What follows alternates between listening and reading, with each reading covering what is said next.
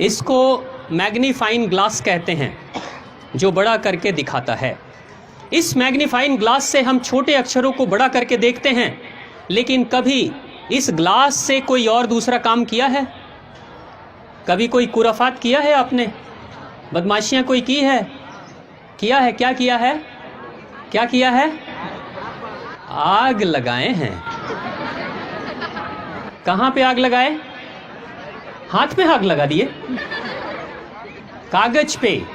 ठीक है, अब एक बात बताओ, सभी जानते हैं, एक बाबूजी को पता चला वो तो इस वाले ग्लास से बच्चों से मांग के और अपनी बीड़ी सुलगा लिया करते थे। इस ग्लास में वो शक्ति है, लेकिन ध्यान से सोचना जरा।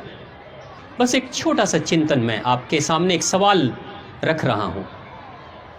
मान लो ये कागज है, ये हाथ नहीं है, ये कागज है। मान लो सूरज की किरणें हैं, ये ग्लास भी है, और मैंने सूरज की किरणों को अपने इस कागज पे फोकस किया। कितने देर में कागज में आग लगती है? 2 मिनट, 3 मिनट, 4 मिनट में आग लगती है ना?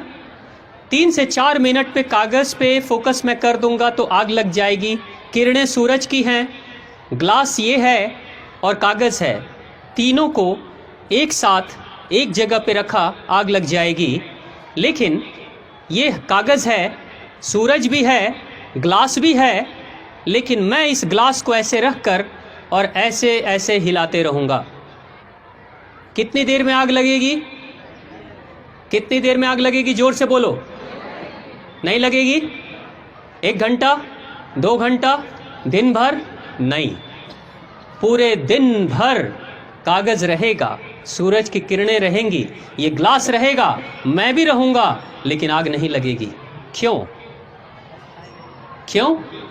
क्योंकि अपने फोकस को मैं बार बार हिला रहा था। एक बिंदु पे मैंने उसे रोक कर नहीं रखा। ये शीशा, ये ग्लास कौन है? कौन है ये? कौन है? आप हो या आपका मन है? आपका मन है। सूरज है, सूरज रूपी शक्ति देने वाला पिता है, यानी हमारे घर के माता पिता हैं। ये अग्नि को जलाने के लिए जो कागज है वो भी है, हम भी हैं, लेकिन हमारा ये जो मन रूपी ग्लास है वो डोल रहा है, हिल रहा है। कभी पढ़ाई पे, कभी किचन में, कभी टीवी पे, कभी व्हाट्सएप पे, कभी फेसबुक पे, कभी मित्र के पास, कभी फिल्म में, कभी घूम लेते हैं, कभी दोस्ती कर लेते हैं, कभी कुछ और कर लेते हैं। अगर मन बार बार डोलते रहेगा, हिलते रहेगा, सब कुछ होगा, जिंदगी में सारी चीज़ें होंगी, लेकिन वो नहीं होगा जो आप चाहते हो। आपके सपने जीवन में कभी साकार नहीं होंगे। कितनी भी पढ़ाई कर लोगे, कितने भी अच्छे परिवार से होगे, कभी कुछ नहीं कर पाओगे जीवन में अगर मन आपका डोल रहा होगा तो। लेकिन अगर उस मन रूपी ग्लास को एक बार एक जगह पर टिका दोगे, सिर्फ 1 साल 2 साल, जिंदगी बदल जाएगी। सुभाष चंद्र बोस के पिता बार बार हंसते थे सुभाष चंद्र बोस पर कि तुम जीवन में कुछ कर नहीं पाओगे। सुभाष चंद्र बोस को ये बात बड़ी लगती थी, चोट लगती थी। सुभाष चंद्र बोस ने कहा, मन ही मन कि पिताजी एक दिन मैं दिखाऊंगा कि मैं क्या कर सकता हूं। सुभाष चंद्र बोस विदेश जाते हैं। आईसीएस की पढ़ाई हुआ करती थी लंदन में, जिसमें अंग्रेज छात्रों को उस पढ़ाई की तैयारी करने में 4 वर्ष लगते थे, 4 साल लगते थे। 4 साल की पढ़ाई के बाद इम्तिहान में बैठते थे, तब कोई पास होता था या कोई फेल हो जाता था। सुभाष चंद्र बोस ने सिर्फ 9 महीने की पढ़ाई की थी और आईसीएस, भारत के पहले आईसीएस बने थे, इंडियन आईसीएस पहले। सिर्फ 9 महीने की पढ़ाई, वो जो 9 महीने अपने मन को रोक दिया ना, आग लग गई थी। जिस समय सुभाष चंद्र बोस भारत छोड़कर जा रहे थे लंदन, बंदरगाह पे उनके रिश्तेदार और वो खुद, उनके अलावा और कोई दूसरा नहीं था।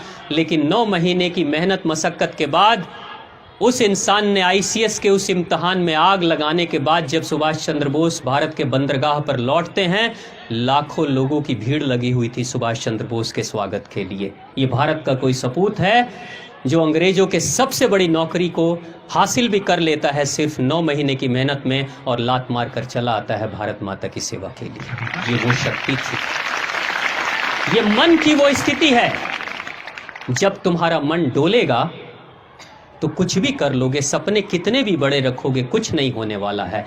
तब फिर क्या होगा, जब आप बूढ़े हो जाओगे ना, तब कहोगे हमारे भी सपने बहुत बड़े बड़े थे, लेकिन माताजी ने सपोर्ट नहीं किया, तो पिताजी ने ये नहीं किया, तो दोस्तों ने ये किया, तो दुश्मनों ने किया। शिकायत के सिवा और कुछ नहीं रहेगा आपके पास में जीवन में। इसलिए बेहतर यही होगा, इन सारी शिकायतों के तरफ जाने से बेहतर है कि अपने मन को एक बार जिस कार्य को कर रहे हो ना, उस कार्य में पूरा लगा देना, जिंदगी बदल जाएगी।